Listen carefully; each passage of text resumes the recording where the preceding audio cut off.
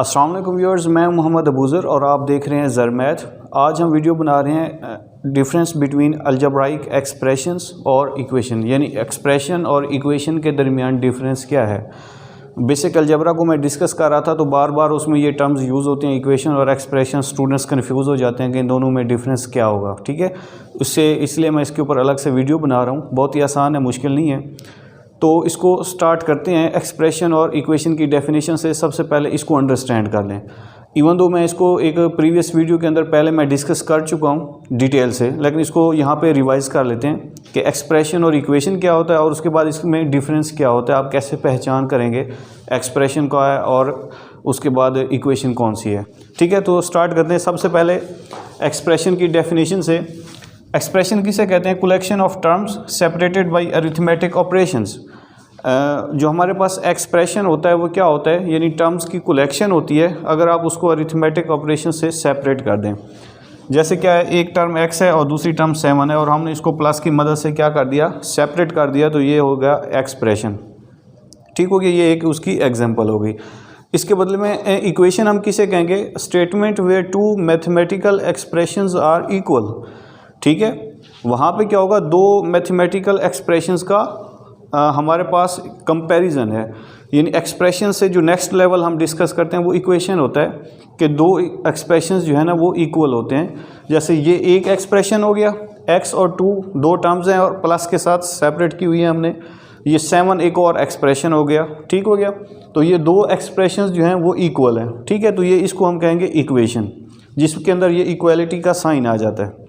तो ये तो हो गई डेफिनेशन एक्सप्रेशन और इक्वेशन की। अब इसमें हम देखते हैं डिफरेंस क्या होगा। देखें, सबसे पहले जो एक्सप्रेशन होता है वो होता है हमारे पास मैथमेटिकल फ्रेज। ठीक है, मैथमेटिकल फ्रेज का क्या मतलब होता है?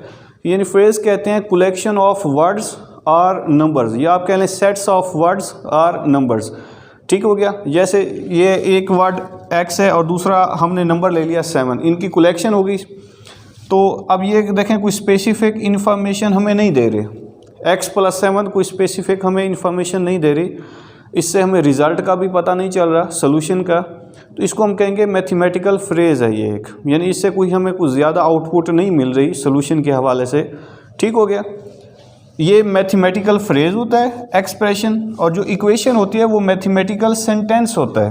दोनों में डिफरेंस है। एक्सप्रेशन मैथमेटिकल फ्रेज और equation mathematical sentence. Mathematical sentence किसे कहेंगे? ठीक है, मैथमेटिकल सेंटेंस कहेंगे ये मतलब बिल्कुल ही क्लियर इन्फॉर्मेशन आपको देगा, इन्फॉर्मेशन कि या तो ये ट्रू होगा या फॉल्स होगा। मैं यहाँ पे एक अगर इक्वेशन लिखता हूँ, यहाँ पे लेट्स सपोज 8 + 2 = 10, ये एक मैंने इक्वेशन लिखी है। अब देखें, या तो ये इक्वेशन ट्रू होगी या फॉल्स होगी। अब हमें पता है 8 + 2 = 10 होता है। ठीक है, तो ये क्या होगी, इन्फॉर्मेशन हमारे पास ट्रू है, हम इसको कहेंगे मैथमेटिकल सेंटेंस।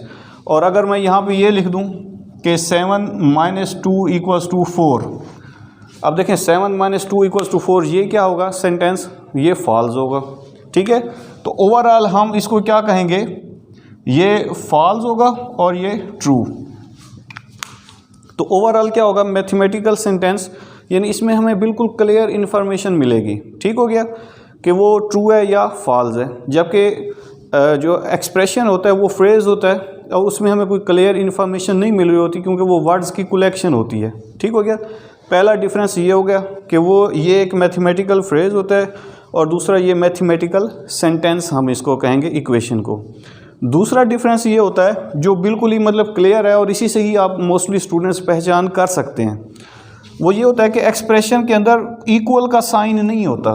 ठीक है, देखिए यहाँ मैंने ये जो एक्सप्रेशन लिखा है, यहाँ इक्वल का साइन मैंने नहीं डाला, तो ये भी एक पहचान है एक्सप्रेशन की। ठीक है, कि अगर उसमें इक्वल का साइन नहीं है तो वो एक्सप्रेशन होगा, और अगर इक्वल का साइन है तो वो इक्वेशन होगा। एक्सप्रेशन में नो इक्वल साइन और इक्वेशन के अंदर हैज़ इक्वल साइन। ठीक है, ये एक मतलब बहुत ही मेजर सा डिफरेंस है जो बहुत ही क्लियर होता है, स्टूडेंट्स आसानी से इसको डिफरेंस कर सकते हैं इसमें। और थर्ड जो हमारे पास डिफरेंस होगा इक्वेशन और एक्सप्रेशन में, एक्सप्रेशन का चूँकि देखें फ्रेज है और इक्वल का साइन भी नहीं है, यानी कोई इन्फॉर्मेशन भी नहीं मिल रही, इक्वल का साइन भी नहीं है, तो उसका सोल्यूशन कैसे आएगा, मतलब सोल्यूशन भी नहीं होगा। तो जो एक्सप्रेशन होगा इसका नो सोल्यूशन, यानी आप x + 7 अब आप इसको कैसे सॉल्व कर सकते हैं, ठीक है, अनलेस कि यहाँ इक्वल का साइन हो और आगे कोई इन्फॉर्मेशन गिवन हो, फिर हम कोई x की वैल्यू फाइंड करें फिर सोल्यूशन निकलेगा। इस सिचुएशन में तो हम x को फाइंड नहीं कर सकते, तो इसका सोल्यूशन नहीं होगा।